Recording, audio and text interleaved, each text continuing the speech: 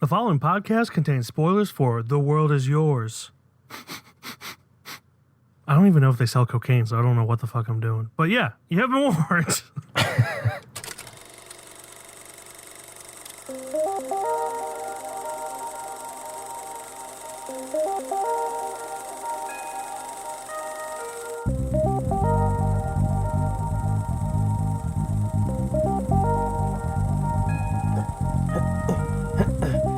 I bet you're wondering what I'm doing.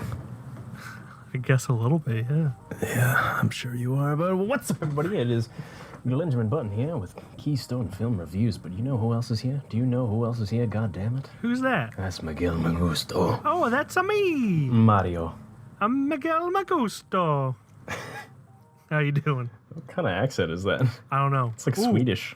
But I can be Miguel Magusto and you can be Luigi, Luigi. which is close to Gooigi, the assistant that's Goo in Luigi's Mansion 3. Yeah, it's his little sidekick. It is his little sidekick. So, how you doing, Luigi? I'm not bad, Muigi.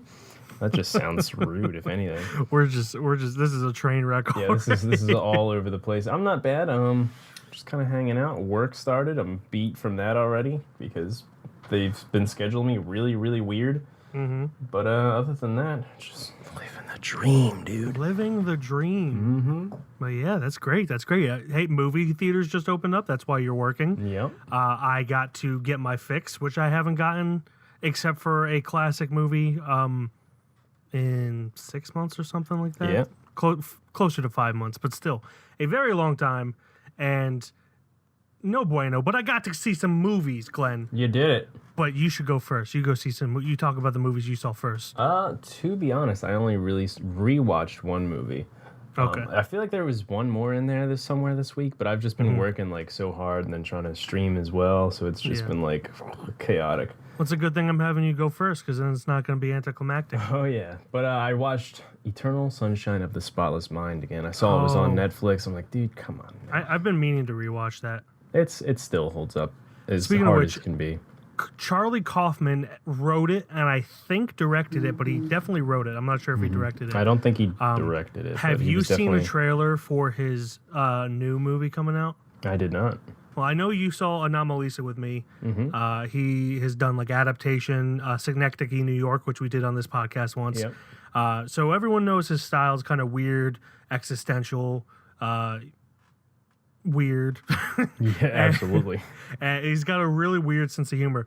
So his next movie, hold on, I'm going to pull it up real fast because I forget the title. But it is essentially a mix between his style and what seems to be like an Ari Aster horror movie. Okay. And that would be very interesting. I am so fucking for it. It's called I'm Thinking of Ending Things.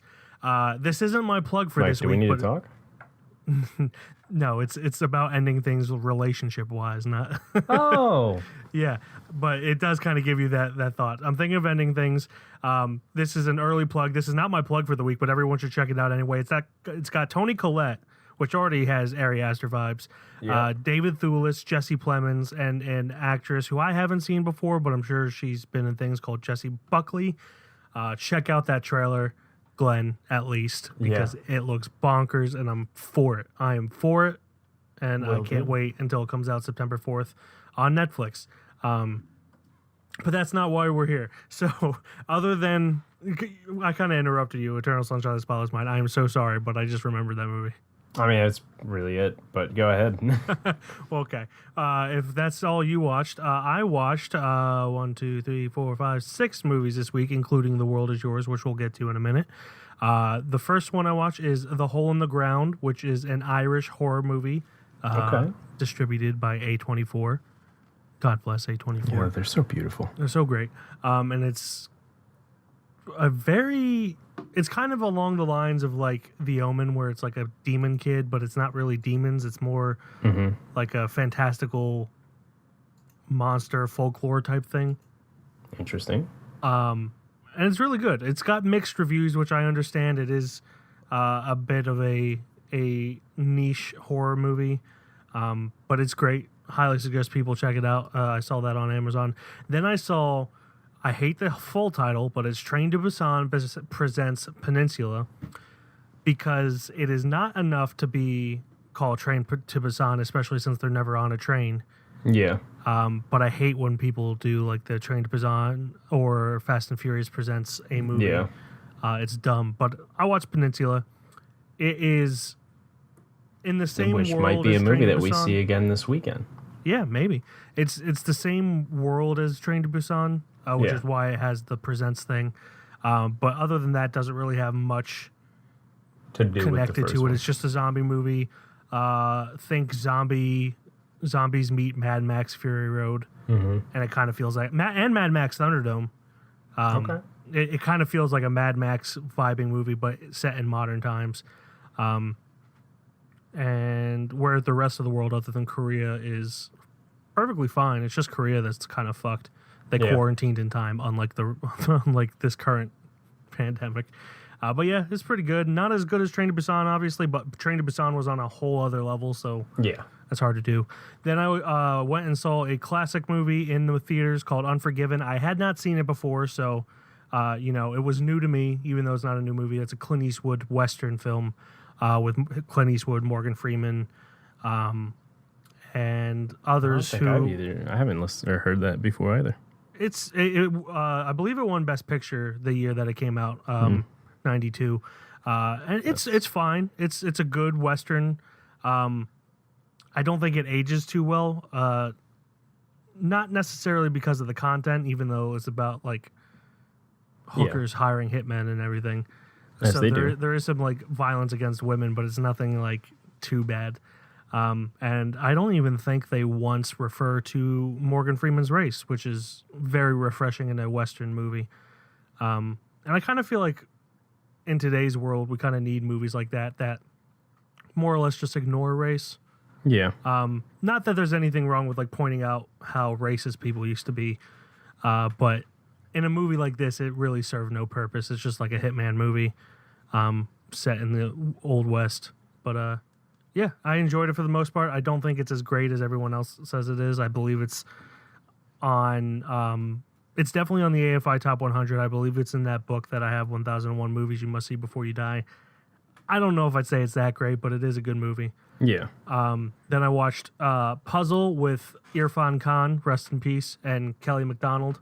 It's essentially about this woman who is unhappy with her life and is just trying to find something to do for herself, and she starts being a puzzle competitor with Irfan Khan. They become partners, and it's Sounds just like my kind of grandmother. huh? Sounds like my grandmother. And it's just kind of talking about what women give up for their families and everything, and how like the second that they try to do something for themselves, some people, not all people, obviously lose their shit. Yeah. It's pretty good. Irfan Khan's great in it. Kelly MacDonald's great in it. Other than that, it kind of felt a little unrealistic with how rude people were to her. But I'm also not a woman, so maybe that is something that is just unseen by me. That's true, but you still good looking. Oh, thanks. Whew. Thanks, man. Then I watched The World Is Yours. We'll get to that in a second. And then the last movie I watched this week was The Nightingale, which is written and directed by Jennifer Kent, who wrote and directed The Babadook.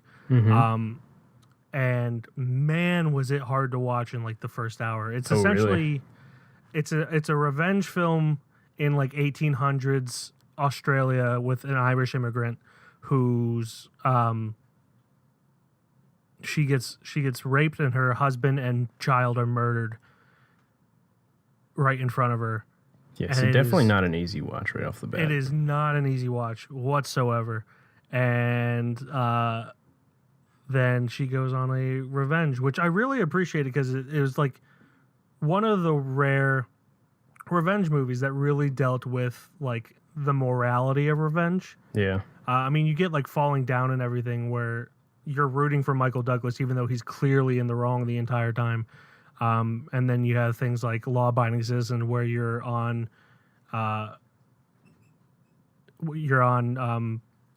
Gerard Butler's side, even though he's wrong. Yeah. He's slightly right, but mostly wrong.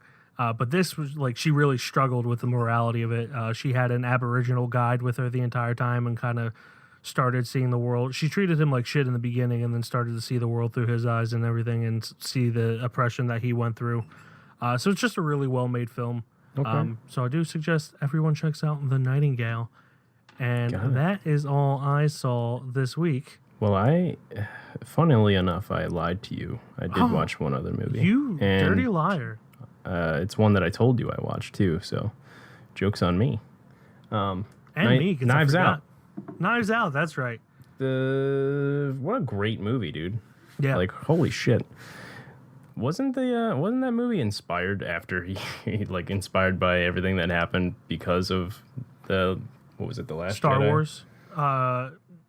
Yeah, it was The Last Jedi. I don't know if that's why he did it. I thought I read that somewhere. It was like, oh, this movie inspired me because of all the stupid shit that happened during Last Jedi. Yeah, it would definitely make sense because one of his first movies, Brick, was essentially a detective film set in high school. Yeah. And this kind of goes like this. You can definitely tell he has those influences of like the Agatha Christie type mysteries. And but yeah, Knives Out is great, regardless of if he was inspired to do it after how much Disney kind of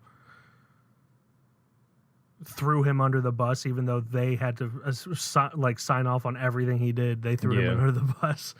And I still like The Last Jedi is better than the Rise of Skywalker. Yeah, because it tries to do something different. Yeah, I don't know. But I watched that. It was great. Yeah. And everybody was fantastic in that movie. Oh yeah, Ana de Armas is fantastic in it.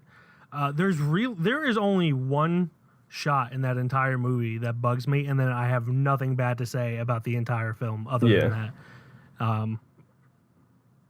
And like that is incredible because usually I could find a few things to dislike, but literally it is one maybe 3 to 5 second shot, and the rest of the movie to me is not flawless, but it's nothing to complain about. Yeah. Yeah, I'm glad you finally got to watch it. Oh, me too. Yeah, that's it for me as far as that's concerned. Should we get into some news now that you have told me you're a liar? Yeah, I think so. Yeah. And by moving on, I feel like, no, I don't feel like doing it anymore. You know? I don't have any news, so this is all on you. This is your time to shine. So I had 2 pieces, but I'm going to save the other one for kind of later. Okay. But the one is about The Thing is getting another reboot. I think we all know back in 2010, roughly, there was a prequel to the movie The Thing, John Carpenter's The Thing. Yeah, I believe Mary Elizabeth Winstead was in it. Yeah, and Joel Edgerton. Yeah. But I guess they're doing a complete reboot. So, you know, the one in the 80s with Kurt Russell and Keith Davidson. That is right. Keith David. Yeah, Keith David. Not Sin. But anyway, literally my favorite movie of all time is getting a reboot. Me personally, I don't know how I feel about it, other than it doesn't really need to happen. Yeah. They've been trying to milk a sequel out of him for a very long time, Yeah. but he doesn't want to do it. So that I guess, movie itself is a remake. Yeah. So, yeah. Which is it's got a long, storied history. And this is kind of why I like smaller movies, because there's very rare chance that they'll be rebooted or remade. So. But the crazy thing about this time around is John Carpenter has been signed on to at least help produce it, just like the last Halloween movie that came out. Yeah. But a lot of people are hype about it. Me, I don't think it honestly really matters much if he's on it or not. Yeah. I mean, the last Halloween movie was good, but a lot of people were shitting on it. But like, I mean, it wasn't anything compared to the original still. That's the thing too, like depending on what kind of producer he is, he might have no say over it and they're just doing it as a courtesy to him. Yeah. Like for him it might just be a way to make money, which I could be wrong, but he seems to be more into his music than anything at this point. Yeah, well, from what I'm reading, he's composing the scores. I'm pretty sure he did the one for Halloween, the last one that came out, and he's still doing the next Halloween score too. So I wouldn't doubt if he did the score for the reboot of The Thing too. But he doesn't want to direct. If he did, it'd be the first time since 2010. But I mean, I'm fine with him producing. I don't know whether or not it's going to make it a good movie or not. I don't think it really matters. But really, all it's up to is we'll see. It's still in early production, so we don't even know when it's going to be a thing. That's the case for everything. Like, I don't think reboots or remakes are automatically bad, but they definitely make me a little cautious. Yeah, I'm not going to throw it under the bus, but I mean, to me, it doesn't really need to happen. Yeah, definitely. Is that all the news you got? That is. All right. Well, let's get into The World Is Yours. The world is yours. A small-time dealer dreams of another life, but can't afford it. To escape, he must accept one last job involving Spain, drugs, the Illuminati, and his overbearing mother. C'est quand t'es au placard, tu dois choisir le bon et le gentil. C'est quoi ton projet? Je veux développer la franchise Mr. Freeze au Maghreb. Elle est où cette planque, maman? Tu les as pas jouées, mes économies, hein, tu m'as pas fait ça. Man, that felt good. Did you hear that? Yeah, that was nice. That was really you're really getting National better Geographic. at this. It's time to commentate on things flawlessly every day of my life. Yeah, what do you get that guy that does Planet Earth, whose name I'm forgetting? David Attenborough or something like. Yeah, something like that. I'm so mad at myself that I'm blanking on his name right now. But it is written and directed by Romain Gavras. It is also written by Karim Bouchercha and Noah Debre, starring Karim Leclou, Isabelle Adjani, Vincent Cassel, and Ulaya Amamra, and Francois Damian, or Demion. And yeah, this is a French film from 2018. And if I'm honest, I don't have too much to say about this one. I was actually going to say that once you were done reading all that. Yeah, I also don't have too much to say. Yeah, it's a fine movie. Kind of confusing in the beginning, and that might just be because the subtitles are so fast. Yeah, that's true. They were, especially in the first quarter, or not quarter, like third. They are talking all really fast. They're talking really fast. They're giving important information, which with foreign films or international films, as they are called nowadays, there is a good pacing for subtitles where subtitles are kind of dumbed down for the most part for people, where to ease people into it, where this was just bam right out of the gate. Like, you got 3 seconds to read a 5-paragraph essay. Not really that bad, obviously. No, but, they talk really fast and their sentences kind of cruise by. Yeah. I mean, overall, I would say I enjoyed this movie, but it's not something that I would probably ever see again. So before we kind of like put it all out there, let's talk about the movie a little bit. Let's talk about the movie. So I actually kind of liked everybody in it, especially the one person you can obviously tell from the movie is Vincent Cassel or Cassel. I don't remember. Vincent Cassel was my favorite part of the entire thing. He definitely stood out. For some reason, during the whole movie, I think he just kept reminding me of an older version of Hugh Jackman from Prisoners the whole time. Like, I cannot get it out of my head. I feel like it's probably the goatee. Yeah, it was for sure the goatee. Yeah. Obviously, in Prisoners, Hugh Jackman's much more angry than Vincent Cassel is in this. I kind of liked how docile Vincent Cassel was. Yeah. Like, even when he's threatening to kill someone, he's like, "Hey, you want me to kill these people? I can kill them right now. Like, take them out, and we can go on the run." And he was just perfectly calm the entire time. Yeah, just sitting in the background of all the situations, watching Illuminati videos and stuff like that. Yeah. That was my favorite part too. Is him like slowly being brainwashed by Illuminati. Videos, conspiracy theory videos. Now, I'm not going to say the Illuminati doesn't exist. I'm fairly sure it does in some facet. I don't think it's maybe as evil as people think it is. Yeah. But just the idea of it is hilarious. I think the other one that stood out to me was Karim Leclou. I would assume. He played Faris. Yes. Everybody else was kind of just. It wasn't like the actors' faults. You just didn't care for the characters because they're all like kind of ass. Like even his girlfriend, she was really flat in the.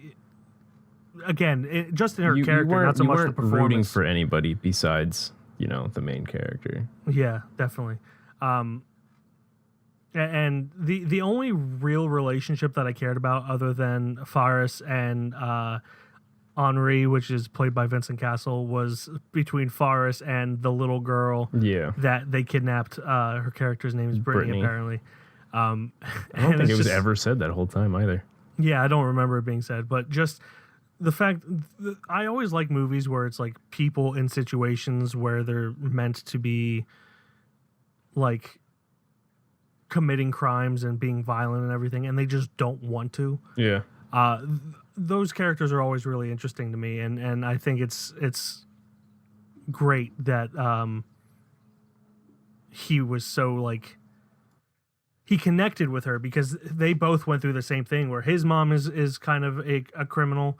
Not kind of, she's definitely a criminal. So he grew up being raised by a criminal. Her dad's a criminal. So they kind of connected on that. And I thought that was a very yeah, it definitely beautiful. made for some really good moments in those couple scenes that they had together. Yeah. Because they were like bantering back and forth, like, oh, well, my mom did this. Oh, well, my dad did this. My mom did this. And then like finally he's kind of like, she's like, wow. And then he just lays back and she's like, well, also my dad has a GPS for the drugs or whatever it was, or like money or stash house or whatever it was on my phone. And then they kind of just connected even more. It was pretty cool. Yeah. But yeah, that kind of comes where it becomes like the plot and their plan to throughout. Like I never, other than he wanted to start like a popsicle company, I had no idea what the plan was the entire time. Yeah. And it was really convoluted and confusing. And I really thought that was more of a detriment than anything. I feel like this would have been better if they had less characters and less side plots. Yeah. And just really stuck to the nitty gritty of him being in over his head and just wanting to get out of it and open a popsicle company. It really, I feel like it would have been better if that were the case. So yeah, that's really my biggest thing, is that it's just confusing, and it was too fast for everything to kind of I think settle. Yeah, especially if you don't speak French. I think for me, like the runtime wasn't too long.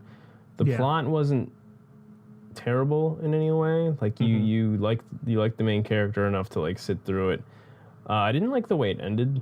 Like he ended up like still like being like, I guess, rich with his girlfriend, who definitely didn't deserve to be rich in my opinion. Yeah, if they had gone their separate ways, I feel like that would have been better. One thing I did like, and this was one of the few God, why can't I think of words today? Subtitles. One of the few subtitles that I caught was when he was pitching the house to her. He specifically said that the pool was 25 feet long. It was like 25 inches. Yeah, when they finally go to get the house, everything's going great for them. He just walks out, and you just see that it's just maybe 5 by 10 feet, like 7 by 15 feet tops. Yeah, it was a very, very small pool in comparison to what they were. There was no peacocks either, dude. There were no peacocks. And I just thought, that was my favorite part of the ending was that like everything still wasn't as he wanted, but it was still just a little too I personally wish that he cut ties off with everybody. Yeah. Except for maybe Henri. That would have been nice. Yeah. And I would say Brittany, but that'd be too dangerous to keep ties with Brittany. But it's a fine movie. There's nothing terribly wrong with it. What I would say about this is that this would be a movie, if you're literally just bored out of your mind, this is a nice little movie to just kind of turn on. Like it passed the time nicely enough, and I wasn't really bored by it. Yeah. Like I enjoyed it. Like I was having fun with it, but like it's not a fantastic movie in any way. Yeah, I would But agree. like I said, I didn't have a bad time with it either. So Yeah. And just looking at this director's filmography, he's got a lot of shorts, and I think this is maybe based off of a short. he doesn't like pants. Short film. But like it, other than that, it's like music video. He has a Louis Vuitton, I'm assuming a commercial. Yeah. So it seems like that this was kind of his first feature, which if that's the case, it's a decent first feature. Yeah. I don't really have anything super negative to say about it. Everything's just, the problems I have with it is just mediocrity more than anything. And the thing about international films is when an international film is mediocre, it kind of makes it harder to get into just because you do have to read subtitles. Yeah, you do have to keep reading. And so it takes more effort than to just put it on in the background, which yeah, sure. If you want to check this out, I would, but it's something because of the subtitles you do have to pay attention to. Yeah. Otherwise you're going to be completely lost. Because I read the subtitles and I was completely lost from time to time. Unless you do speak some French. Yeah. If you speak French, you just watch it as you normally would. Yeah. With your ears. Yeah. Je ne sais pas. That's just like the only French I know. Oui. Oui. I do know, and no. No. Croissant. Anyway. But yeah, I don't really have too much to say other than that. It's a fine movie, but it's not something that I would eagerly tell someone to watch. If someone wants to watch a French drug movie that has some funny parts, yeah, sure, I'd recommend this. Yeah, but I highly if you're doubt bored out of your anyone's mind, going to for be sure, coming. this is a thing. I highly doubt anyone's going to be coming asking for something that's specific. Yeah. But yeah, I guess we can move on there. Yeah. So let's move on to the judgment. I think we're kind of clear about it. I really have no problem with this movie. I don't dislike it that much. Yeah. I don't dislike it at all. Let me rephrase that. I don't dislike it at all. It's just there's no problems with the movie. It's just it's not something that I would tell people to watch. So I'm going to say no to it being on the shelf. It's not one I would recommend. I will also, even though it doesn't matter, I will also say no. Yeah, it's definitely one that passes the time. It's a good movie, not a great movie. It's not boring, but it's still kind of just okay. It's there. It's a movie. If you happen to be bored, if you happen to want to read French, go for it. Yeah, especially if you're a fan of Vincent Castle. Yeah. And Illuminati conspiracy theories. What was the drug this whole time, though? I don't think they ever said. I think it was. They said hash. Okay. But that was only in the beginning. They don't talk about what it is in the what they're trying to get from the British guy. Which are we supposed to just assume it's hash, or is I don't know. the ambiguity there on purpose? Just looked like a flat brick of weed to me, like a little Trident tablet. Yeah, I mean, I'm teetotal, so I have no idea. Yeah, I know what cocaine looks like, but I couldn't tell you the difference between cocaine and flour. I know what marijuana looks like. I could tell you the difference between marijuana and oregano. So if I ever wanted to buy drugs, no one would be able to just try to sell me oregano. Yeah. But yeah, it's not on the shelf. We're gonna leave it at that. So The World Is Yours is not on the shelf. It does not join the likes of Apostle and The Handmaiden. And that brings us to our plugs for this week. Clenjamin Button. It is the Netflix roulette week, but I'm still going to make you go first. Oh, that's fine. So I had two pieces of news. The other one that I was deciding to save for a plug because why not? So DC just had their kind of Comic-Con thing, minus, the public. Yeah. They released a bunch of trailers and stuff like that, including for Black Adam. They have kind of a trailers that would have been quote unquote leaked at Comic-Con, even though they do that on purpose. I'm sorry, it's called DC Fandom. Instead of a Comic-Con thing. But they released a bunch of trailers, including Snyder Cut, which actually kind of looks good now. I'm still not going into it with my head above my I was gonna say neck, but it technically is. But there we go. Honestly, if you get rid of the weird Superman mouth, Mm-hmm. I think that does like 50% of the damage. It's for sure going to be a better movie, but I mean, the damage is done for me. That we'll see. It's the difference between diarrhea and a healthy shit. Yeah. Yes. So they released a bunch of trailers, but my main one is The Batman that I want to plug. That's specifically why I did not pick this, because I knew you were going to pick it. I was sitting there, I'm thinking, like, what do I want to play? Oh, never mind. Yep. And so this trailer is killer, because they've only filmed 25% of the movie, and if this is what they've got with 25%, this movie is more than likely going to kill it. Mm-hmm. Like when it actually releases, or actually just has a super official trailer. At least with look, we don't really know too much about. There's the plot yet, there's a fight scene in it where it looks like some Arkham game type thing, and Robert Pattinson just beats the shit out of one single dude. It's badass. I've watched this. I'm not gonna lie. I've watched this at least 15 times. I think I've watched it 2 or 3 times. Yeah. And Colin Farrell not looking like Colin Farrell. Yeah, I sent Mike a picture here of what Colin Farrell looks like as the Penguin, and he's like, "It's not him." It's like, that's him. He's You're like, no, lying to me. You're lying. I saw someone said it looks like Richard Kind, and like, why didn't they just cast Richard Kind? Yeah.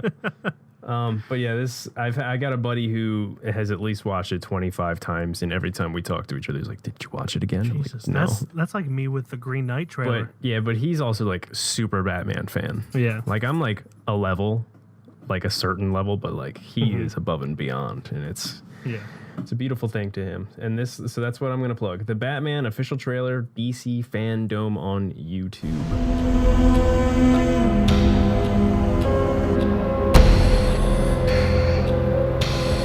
Why is he writing to you?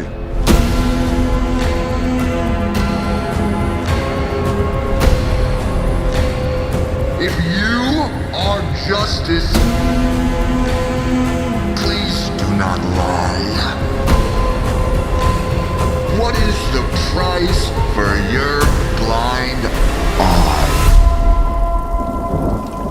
The hell are you supposed to be?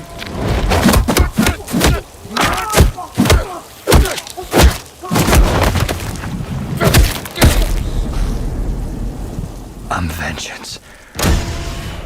Cool. So there it is. Cool. Michael. So before I get into my plug, just a reminder to watch the I'm Thinking of Ending Things trailer, written and directed by Charlie Kaufman. Charlie Kaufman meets Ari Aster. That's all I'm going to say. Comes on Netflix September 4th, but watch the trailer now. Then my plug, little shameless self-promotion, if you will. I am currently crowdfunding for my next film called The Plea. That is on Indiegogo. So if you want to help out with that, you can go to... Oh, shit, I should have brought up the page so I know what the URL is. It is igg.me/@/the-plea-short-film. That is clunky, and I apologize. But that is where you can help donate to my film, get some cool things in return, and that is the crowdfunding for The Plea on Indiegogo. Look at you. Money. Please give me money. Yeah, honestly, it's going to be a great film. So, I mean, do it. Mm-hmm. But also, if you want to. Yeah, if you want to. If you cannot financially support it, shares are a great help. Write something nice about it, because people mostly will just keep scrolling if you don't write something about it. But yeah, that is my plug for this week. That brings us to the assignment for next week. And Glenjamin Button. Yes, sir. Have you ever heard of Nick Cave and the Bad Seeds? I don't think I have. Okay, well, they're an Australian. I believe they are classified as like punk rock or like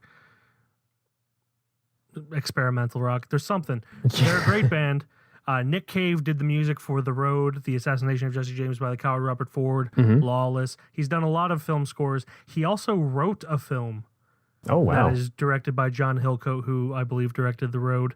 And that is our pick for next week. It is The Proposition. The Proposition. The Proposition. That is on Amazon Prime.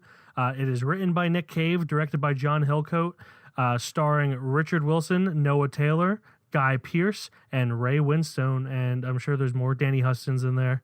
Whole bunch of people. It is a Western about a lawman that apprehends a notorious outlaw and gives him 9 days to kill his older brother, or else they'll execute his younger brother. How dare I they? did not watch a trailer or read the plot until now. I just knew that Nick Cave wrote it and that it was a Western, and we haven't done a Western in a while. Well, we've got Guy Pearce in it, so that's cool. Yeah, Guy Pearce. Emily Watson's also in it. But that plot sounds incredible. It does. I am for it. My body's ready. Yeah, so that is on Amazon Prime, The Proposition. Do I need to introduce myself?